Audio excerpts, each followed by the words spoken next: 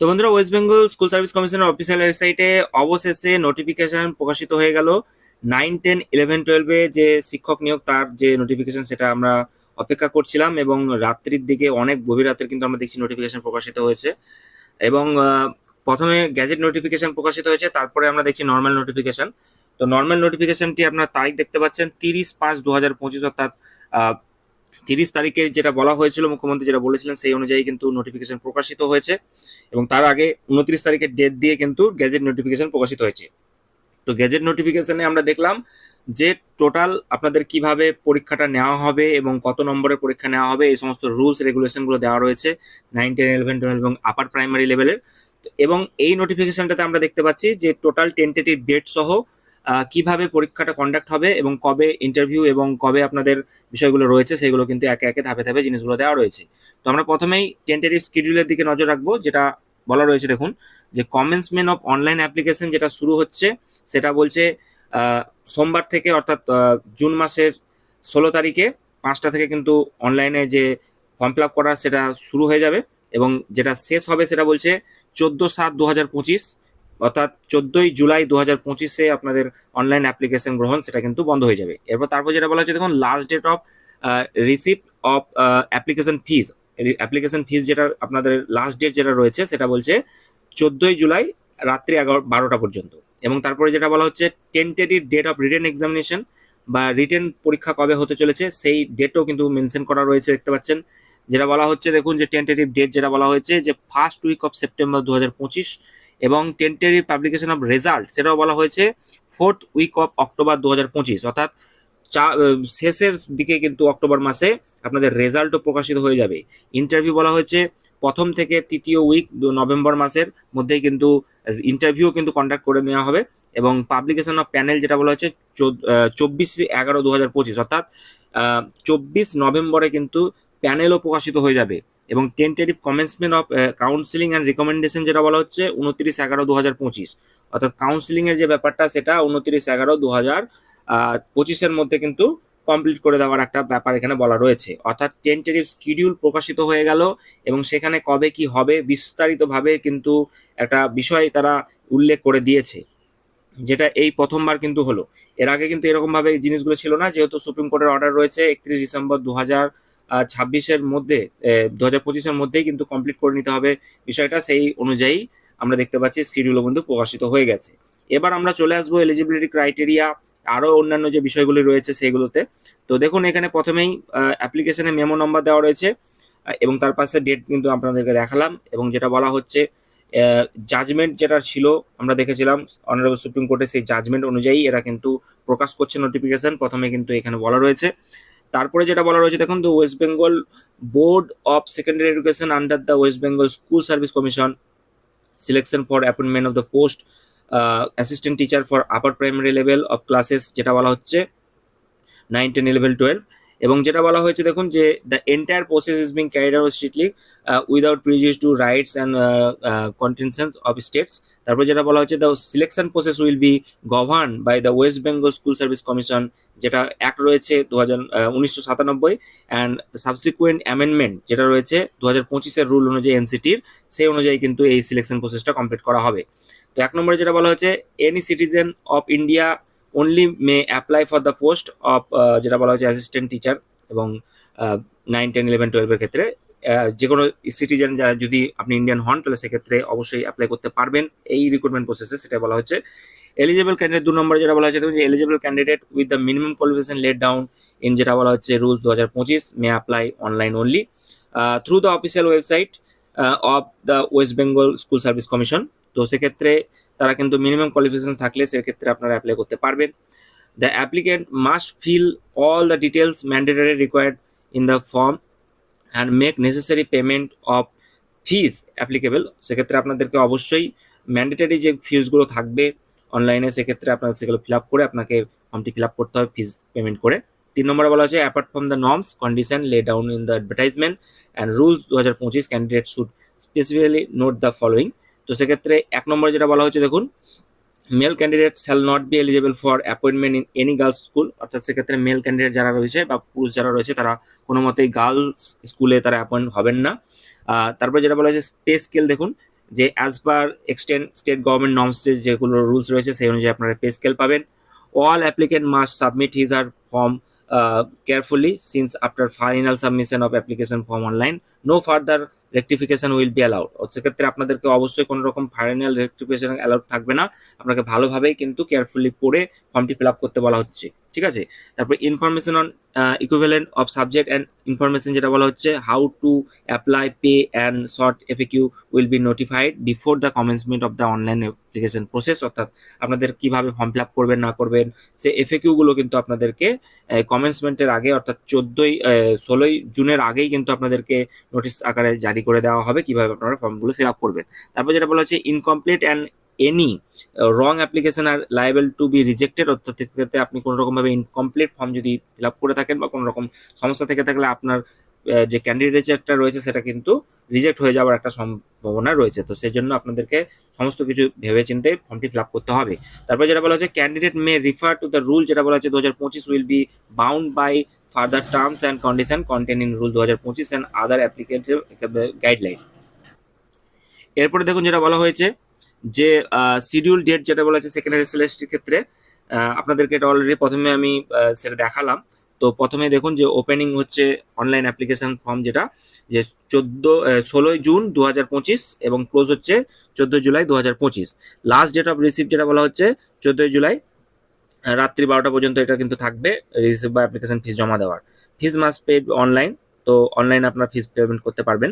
তারপর যেটা বলছে tentative time of written examination, the written examination will be held first week of September 2025।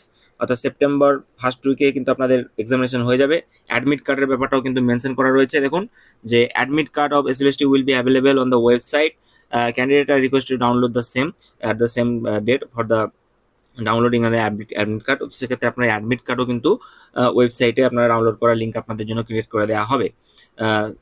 তো 7 দিন আগে অর্থাৎ পরীক্ষা 7 দিন আগে আপনারা এই অ্যাডমিট কার্ড ডাউনলোড করে নিতে পারবেন। এরপরে চলে যাবো ফি স্ট্রাকচারে। তো ফি স্ট্রাকচার দেখুন কি বলা রয়েছে 9-10 ক্ষেত্রে বলা রয়েছে 500 টাকা জেনারেল ওবিসি ক্ষেত্রে এবং এসসি এসটি ক্ষেত্রে 200 টাকা, এবং 11-12 ক্ষেত্রে বলা হচ্ছে 500 টাকা এবং এসসি এসটিদের ক্ষেত্রে কিন্তু 200 টাকা। অর্থাৎ 9-10-11-12 দুটোতেই আমরা জেনারেল ওবিসিদের ক্ষেত্রে দেখলাম যে 500-500 করে এবং ওবিসিদের ক্ষেত্রে 200-200 করে। এরপরে চলে যাবো আমরা manners of selection for the post of assistant teacher 9-10-11-12। তো কীরকম ম্যানার্স রয়েছে সিলেকশন প্রসেসে, 1 নম্বরে যেটা বলা রয়েছে দেখি কি বলা হয়েছে যে selection to the post of teacher 9-10-11-12 schools shall be made on the basis of written examination evaluation of qualification of the candidate and oral interview and lecture demonstration to be determined by the commission in manner of specified rule 2025। অর্থাৎ সেই rule অনুযায়ী আমরা কিন্তু দেখবো অ্যাডভার্টাইজমেন্টে কি রয়েছে। তো সেক্ষেত্রে আমরা গ্যাজেট দেখলেই কিন্তু বুঝতে পারবো, সেই গ্যাজেটটা আমি আপনাদেরকে দেখাবো। তো প্রথমেই বলা রয়েছে যে রিটেন এক্সামিনেশন হবে আপনাদের প্রথমে, তারপরে evaluation of qualification of the candidates and oral interview হবে এবং লেকচার ডেমনস্ট্রেশন হবে। এই যে 4টি বিষয় রয়েছে তারপরেই কিন্তু আপনাদের এই সিলেকশনটা আপনি কিন্তু পাবেন। অর্থাৎ এক্সামিনেশন, তারপরে ইন্টারভিউ, ডেমনস্ট্রেশন, এই 3টি ধাপ কিন্তু আপনাদের রয়েছে, ঠিক আছে। এবং evaluation of qualification of the candidate এর বিষয়টি কিন্তু থাকছে। তো 1 নম্বরে দেখুন পয়েন্ট রয়েছে question paper will be set in English and Bengali. অর্থাৎ আপনাদের যে কোশ্চেন পেপারটা হবে সেটা ইংলিশ এবং বেঙ্গলির উভয় ল্যাঙ্গুয়েজে কিন্তু হতে চলেছে। তারপরে যেটা বলা হয়েছে দেখেন যে বলা হচ্ছে যে candidate will be allowed to apply under any one medium of instruction for the post of assistant teachers. অর্থাৎ 9-10-11-12 এর ক্ষেত্রে আপনি যে কোনো একটাতে কিন্তু আপনি অ্যাপ্লাই করতে পারবেন। Will be allowed to apply under any one medium of instruction for the post of assistant teachers. তো সেক্ষেত্রে আপনারা অ্যাপ্লাই করতে পারবেন এনি ওয়ান সেক্ষেত্রে। তারপরে আমরা কি দেখবো বিষয়গুলি, preparation of panel for the post of assistant teacher 9-10-11-12। তো প্রিপারেশন অফ দ্য প্যানেল, কীভাবে প্যানেল প্রিপেয়ার করা হবে সেটাও বলা হচ্ছে। After the evaluation of the OMR sheet or answer sheet of the written examination, the Central Commission shall prepare and publish in their website detail of all candidate to be called for interview। অর্থাৎ আপনাদের যে ইভ্যালুয়েশনটা হয়ে যাবে OMR base যে পরীক্ষাটা হবে তারপরে সেগুলো দেখার পরে কিন্তু আপনাদের যে প্যানেলের ব্যাপারটা সেটা কিন্তু তারা ক্রিয়েট করবে বা পাবলিশ করবে ওয়েবসাইটে, সেটাই কিন্তু বলা হচ্ছে। ইন্টারভিউ লিস্টগুলো কিন্তু পাবলিশ করবে strictly according to with the preliminary merit score category wise on the basis of the rule 2025। তো যাই হোক, এরপর কি বলা হচ্ছে, the central commission shall also prepare and publish in official website merit list of candidate prepare subject wise, অর্থাৎ merit list যেটা রয়েছে সেটা কিন্তু সাবজেক্ট ওয়াইজ প্রকাশিত হবে, gender wise, category wise, on their basis of marks যেগুলো রয়েছে obtain, written test, evaluation, academic score, এগুলো কিন্তু থাকবে। তারপর বলা হচ্ছে ক্যান্ডিডেট কমিশন, যেটা বলা হচ্ছে the central commission shall prepare and publish in the official website merit based panels of candidates, এবং যেটা বলা হয়েছে যে ইকুইভ্যালেন্ট যে বিষয়গুলি রয়েছে সেগুলোকে কেন্দ্র করে এই মেরিটের যে বিষয়টি সেটা প্রকাশ করা হবে। In the event of commission or error, যেটা বলেছে মিস্টেকের ক্ষেত্রে OMR sheet candidate, OMR sheet and such candidate may not be evaluated and application of such candidate will be liable to reject. অর্থাৎ সেক্ষেত্রে আপনাদের ওএমআর এ কোনো রকম যদি মিস্টেক হয়ে থাকে বা কোনো রকম প্রবলেম হয়ে থাকে তাহলে আপনার ক্যান্ডিডেচার বাতিল হয়ে যাবে বা আপনার ওএমআর সিটটা কিন্তু রিজেক্ট হয়ে যাওয়ার সম্ভাবনা রয়েছে, এগুলো কিন্তু বলা রয়েছে। তারপর হচ্ছে there will be only one correct option carrying one mark out of 4 option provided for every question. অর্থাৎ সেক্ষেত্রে কোনো 1 নম্বর কিন্তু থাকবে প্রত্যেকটা কোয়েশ্চেনে, এবং 1 নম্বর কিন্তু থাকবে। এখানে কিন্তু কোনো রকম নেগেটিভ মার্কিং এর কথা কিন্তু বলা হচ্ছে না, এই পয়েন্টটা আপনাদেরকে মাথায় রাখতে হবে। নেগেটিভ মার্ক কিন্তু এখানে থাকার কথা বলা হচ্ছে না, প্রত্যেকটা অপশনে কিন্তু যেটা বলা হচ্ছে কারেক্ট অপশনে আপনি 1 নম্বর পাবেন, প্রত্যেকটা কোশ্চেনে কিন্তু 1 নম্বর মার্ক আপনাদের ক্যারি করবে। The central commission shall publish such panel and waiting list of candidates in the website of commission as well as the offices of the regional commission. A copy of same will be submitted to the West Bengal Board of Secondary Education School Service, যেটা বলা হয়েছে department. অর্থাৎ সেক্ষেত্রে যেটা বলা হয়েছে যে panel যেটা রয়েছে এবং ওয়েটিং লিস্ট যেটা রয়েছে ওয়েবসাইটে কিন্তু প্রকাশিত হয়ে যাবে যে রুলস অনুযায়ী, সেই রুলস অনুযায়ী, রেগুলেশন অনুযায়ী। তারপর যেটা বলা হচ্ছে দেখুন যে validity of panel and waiting list, তো সেটা কতদিন থাকবে কি থাকবে, each panel and waiting list shall remain valid for 1 year for the date of first counselling. অর্থাৎ সেক্ষেত্রে এই যে প্যানেলটা রয়েছে সেটা 1 বছর কিন্তু ভ্যালিডিটি থাকবে, যবে থেকে এটা বলা হচ্ছে valid for year of the date of first counselling.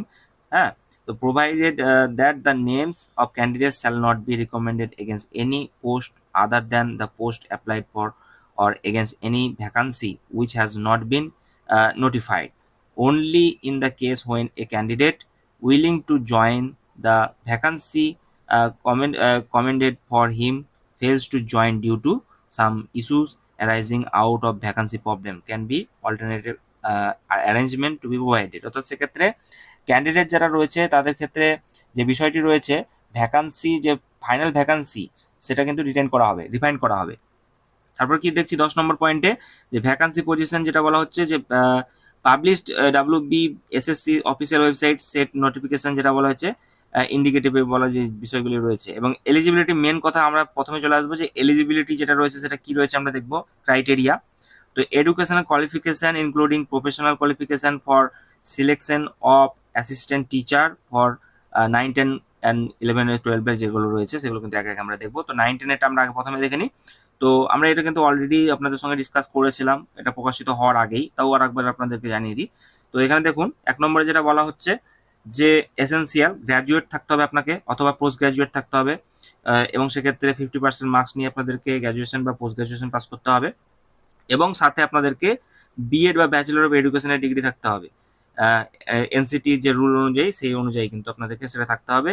এবং তার পাশাপাশি বলা হয়েছে যে 4 ইয়ার ডিগ্রি বিএড অথবা বিএড এইগুলো যেগুলো রয়েছে সেই অনুযায়ী কিন্তু আপনাদেরকে থাকতে হবে।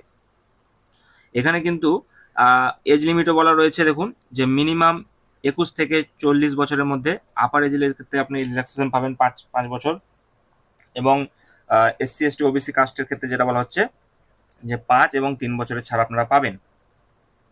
আর তারপর যেটা বলা হচ্ছে 3 year backward classes candidates and 8 years for physically handicap candidate, অর্থাৎ ফিজিক্যালি হ্যান্ডিক্যাপ যারা রয়েছে তারা 8 বছরের কিন্তু রিল্যাক্সেশন পাবেন, এবং SC ST যারা রয়েছে এবং OBC রয়েছে তারা 5 বছর এবং 3 বছরের রিল্যাক্সেশন আপনারা পেতে চলেছেন। এখানে এই বিষয়টি কিন্তু এখানে উল্লেখ রয়েছে। এরপরে দেখব যে এখানে 3-4টি পয়েন্ট দেওয়া রয়েছে। Relaxation of 5% marks in educational qualification will be allowed in case of reserve candidate, অর্থাৎ ক্ষেত্রে যারা এডুকেশনাল কোয়ালিফিকেশনের জন্য আপনারা কিন্তু 5% রিল্যাক্সেশন আপনারা পেতে চলেছেন।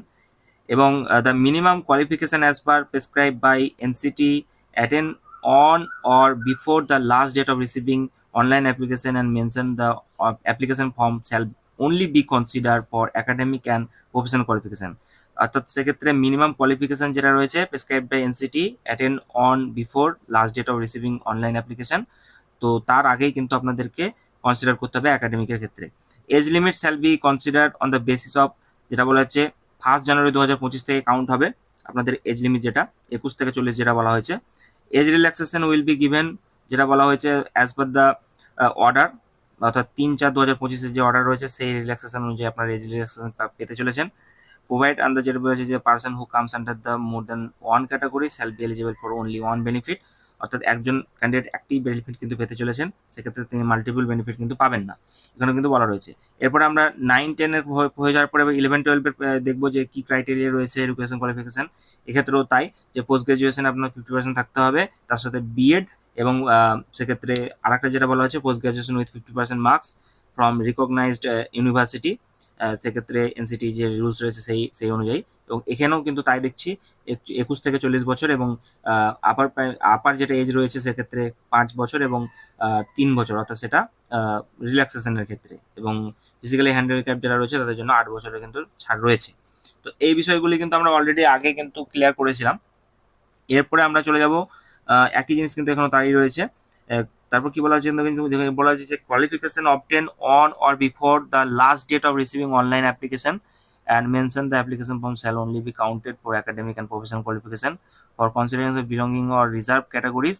The a certificate issued by the competent authorities of only government of West Bengal on or before the last date of receiving online application shall be treated as valid documents. তো যাই হোক, এই কোয়ালিফিকেশনের বিষয়গুলি কিন্তু এখানে মেনশন করা রয়েছে, এবং তার পাশাপাশি মিডিয়াম অফ ইনস্ট্রাকশন যেটা বলা হয়েছে যে বাংলা ইংলিশ দুটো পেপারেই কিন্তু আপনাদের হবে, দুটোই কিন্তু একসঙ্গে থাকবে।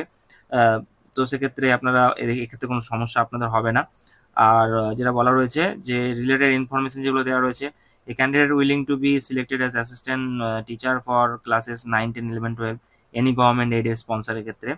If any candidate will appear for the state level test does not mean that eligibility of the candidate has been finally verified. If candidate is allowed to appear in state level test, it does not mean অর্থাৎ সেক্ষেত্রে finally verified বা সে পরীক্ষায় হয়ে গেল, সেই একই গৌতম পালের মতন কথা, যে পরীক্ষায় বসলে যে সে সিলেক্টেড হয়ে গেল বা কিছু, সেরকম কিছু নয়, এমনটাই বলা হচ্ছে। Selection does not vest any right in candidate of for appointment. The eligibility of a candidate who has qualified shall be verified by the commission at any time up to the final counseling stage and then at the time of the appointment authority.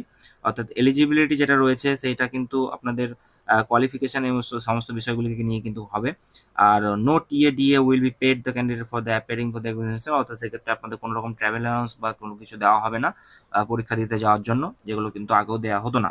তো important নোটসে কি বলছে দেখবো, the candidate of the candidature of the candidates not কমপ্লাইং with instruction and rules shall be rejected, অর্থাৎ সেক্ষেত্রে যে rule 2025 বার করেছে সেই অনুযায়ী যদি আপনাদের কোনো রকম ইনস্ট্রাকশনে ভুল থাকে তাহলে আপনার ক্যান্ডিডেটে কিন্তু রিজেক্ট হয়ে যাবে। ক্যান্ডিডেট শুড আইদার, যেটা বলা হচ্ছে enter his her particular name, father's name যেগুলো রয়েছে সেগুলো কিন্তু ভালোভাবে আপনাকে দিতে হবে, ঠিক আছে। তারপর যেটা বলা হচ্ছে it is requested that each candidate should submit his form carefully, অর্থাৎ আপনাদেরকে আগেও যেটা বললাম ফর্মগুলো কিন্তু অবশ্যই দেখে শুনে আপনারা ফিল আপ করবেন, নচেত কিন্তু আপনার ক্যান্ডিডেচার বা ফর্মটি কিন্তু রিজেক্ট হয়ে যাওয়ার সম্ভাবনা থাকবে। Commission will duly inform candidates through website notification the details of helpline number before the commencement or receiving online application for assistance of the candidate, অর্থাৎ সেক্ষেত্রে আপনাদেরকে যেটা বললাম যে কমেন্সমেন্ট তো আপনাদের যেটা বলা হয়েছে 16ই জুন, তার আগেই আপনাদেরকে একটা হেল্পলাইন নাম্বার কিন্তু দেওয়া হবে, এবং আপনারা কিভাবে ফর্ম ফিল আপ করবেন সেই বিষয়গুলি ওয়েবসাইটে আপনাদের দিয়ে দেওয়া হবে। তো যাই হোক, এই বিষয়গুলি যতটা আমি পারলাম আপনাদেরকে উদ্ধার করার চেষ্টা করলাম, এবং আপনারা এরপরে যেই 2025-এর যে রুলস বা গ্যাজেট যেটা প্রকাশিত হয়েছে সেটার দিকে নজর রাখবো। তো অন স্ক্রিনে আপনারা সেই রুলস বা নোটিফিকেশনটা দেখতে পাচ্ছেন, বা গ্যাজেট নোটিফিকেশনটা যেটা অনেক রাত্রিতে কিন্তু প্রকাশিত হয়েছে, এবং ডেট আপনারা দেখতে পাচ্ছেন যে 29 মের কিন্তু, অর্থাৎ বৃহস্পতিবারের ডেট কিন্তু মেনশন করা রয়েছে। এখানেই কিন্তু সমস্ত বিষয়গুলি মেনশন করা রয়েছে রুলস রেগুলেশনগুলো, ঠিক আছে, সেইগুলো আমরা কিন্তু একে একে আজকে দেখব। তো প্রথমেই আমরা বিষয়গুলো অনেকগুলো জেনে গিয়েছি যে কি হবে না হবে, এবং যে এজ লিমিটগুলো রয়েছে সেগুলো কিন্তু দেওয়া রয়েছে, সেগুলো আমরা আগে কিন্তু নোটিফিকেশনে জানলাম। তো duties of central commission in regards of সিলেকশনে এখানে কিন্তু অনেক বিষয় রয়েছে যেগুলো সিলেকশন টেস্টকে কেন্দ্র করে। এবং আমাদের আসল যে বিষয়টা জানা সেটা হচ্ছে পরীক্ষা পদ্ধতিটা এবং যে পরীক্ষার যে প্যাটার্ন সেটা কীরকম হতে চলেছে সেটা আমরা কিন্তু আগে জানবো। তো প্রথমে 9-10-এর যেটা রয়েছে সেটা আমরা জানবো, তারপরে আমরা অন্যগুলো দেখবো, ঠিক আছে। তো দেখবো আমরা প্রথমে কি রয়েছে, এজ লিমিটগুলো আমরা দেখে নিয়েছি, এবং এরপরে থাকবে এখানে নিচের দিকে কিন্তু চলে আসলে আমরা দেখতে পেয়ে যাবো বিষয়টা। তো এখানে দেখুন যে 9-10-এর ক্ষেত্রে যে সিলেকশন যেটা রয়েছে সেক্ষেত্রে রিটেন এক্সামিনেশন যেটা বলা হচ্ছে যে 60 নম্বরের কিন্তু হবে, ঠিক আছে। 60 নম্বরের রিটেন এক্সামিনেশন ওএমআর বেসড। একাডেমিক্সের ক্ষেত্রে 10 নম্বর কিন্তু থাকছে, 10 নম্বর, এবং যেটা বলা হয়েছে based on marks of graduation or post graduation in subject for which applied which ever is higher according to the following formula. তো সেক্ষেত্রে একাডেমিক কোয়ালিফিকেশনে আপনাদের 10 নম্বর থাকছে। এবং তারপরে যেটা বলা হচ্ছে দেখুন যে কিভাবে পার্সেন্টেজটা ডিস্ট্রিবিউট করা হয়েছে 10 নম্বরটাকে। তো 60% বা অ্যাবভ পেয়ে থাকলে আপনি 10-এ 10 পেয়ে যাবেন, এবং বিলো 60 বা 50-র মধ্যে থাকলে 8 নম্বর পাবেন, বিলো 50-র মধ্যে থাকলে আপনি কিন্তু 6 নম্বর পাবেন এই 10-এর মধ্যে, ঠিক আছে।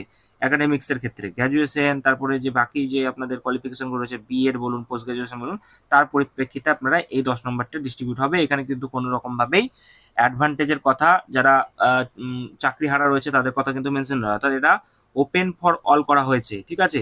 তারপরে আমরা কি দেখব, এই 60 নম্বর হলো এখানে, 10 নম্বর 70 নম্বর, এরপরে তারপর দেখতে পাচ্ছি টিচিং এক্সপিরিয়েন্স। এই teaching experience 10 marks at the secondary level in government aided or government sponsored স্কুলে যেটা বলা হয়েছে calculated on the basis of 2 marks for each year experience of substantive post as permanent or contractual basis. অর্থাৎ সেক্ষেত্রে secondary লেভেলের government বা aided school যেগুলো রয়েছে সেখানে আপনাদের জন্য 2 নম্বর বা 2 মার্কস ফর ইচ ইয়ার, অর্থাৎ সেক্ষেত্রে যদি আপনি 5 বছর যদি কোথাও কোনো এক্সপিরিয়েন্স আপনার থেকে থাকে তাহলে আপনি 10-এ 10 মার্কস আপনি পেয়ে যাবেন।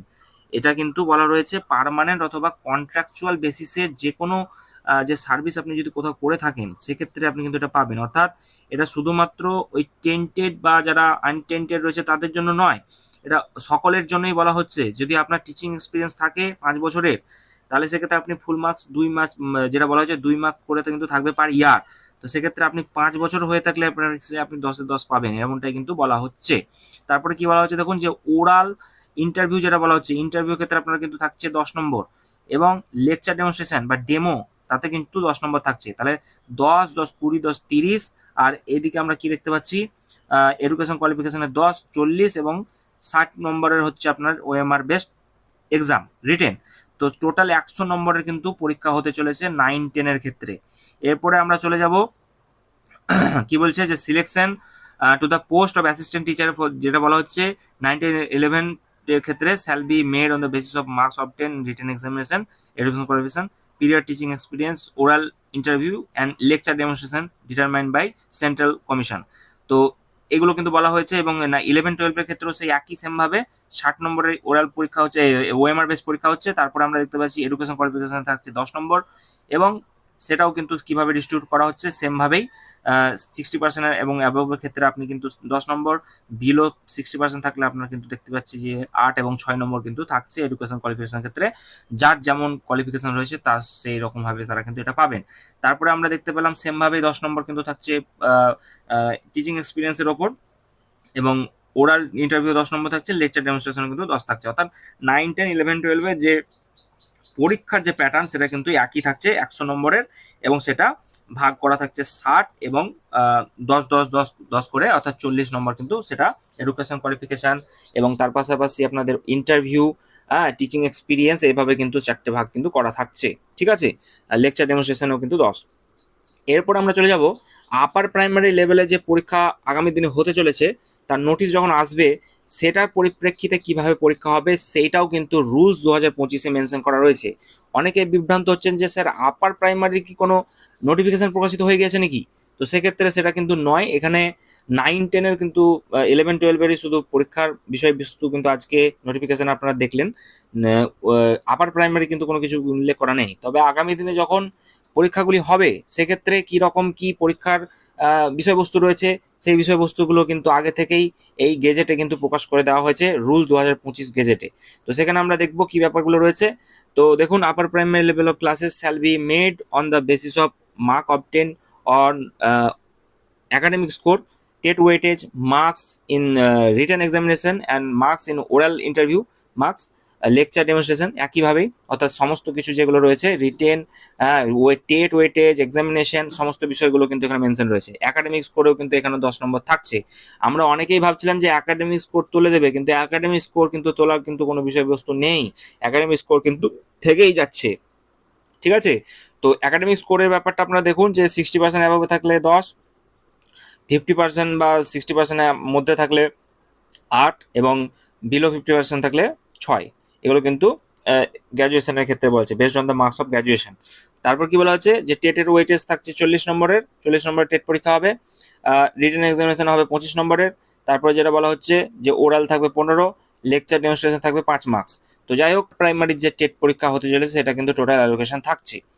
এবং সেক্ষেত্রে যেটা বলা হচ্ছে 4 এবং 5 যেটা সেটা কিন্তু কম্পালসারি, অর্থাৎ এই যে 4-5 ওরাল এবং লেকচার ডেমনস্ট্রেশন এটা কিন্তু কম্পালসারি, 20 নম্বরে কম্পালসারি থাকবে। আর বাকি যেটা দেখলেন যে রিটেন এবং টেটে যেটা রয়েছে সেটা 40 এবং 25 নম্বর থাকবে আপার প্রাইমারির ক্ষেত্রে। আর পিরিয়ড অফ টিচিং এক্সপিরিয়েন্স এখানেও কিন্তু দেখতে পাচ্ছি 5 নম্বর কিন্তু থাকবে।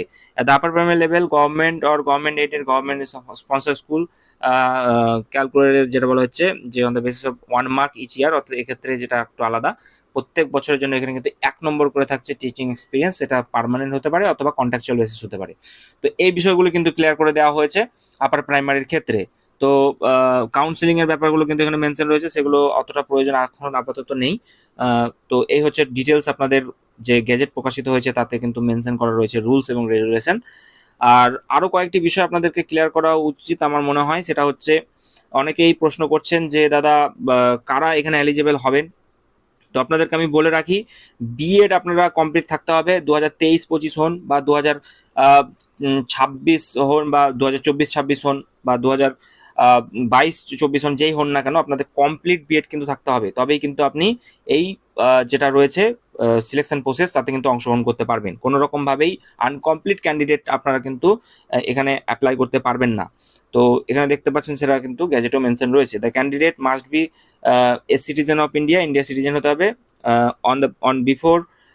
on or before the last date of receiving online application he must possess the minimum qualification as prescribed by যেটা এনসিটি নর্মস, অর্থাৎ সেক্ষেত্রে লাস্ট ডেট বা রিসিভিং যেটা রয়েছে তার আগে কিন্তু আপনাদের সমস্ত কমপ্লিট থাকতে হবে কোয়ালিফিকেশন।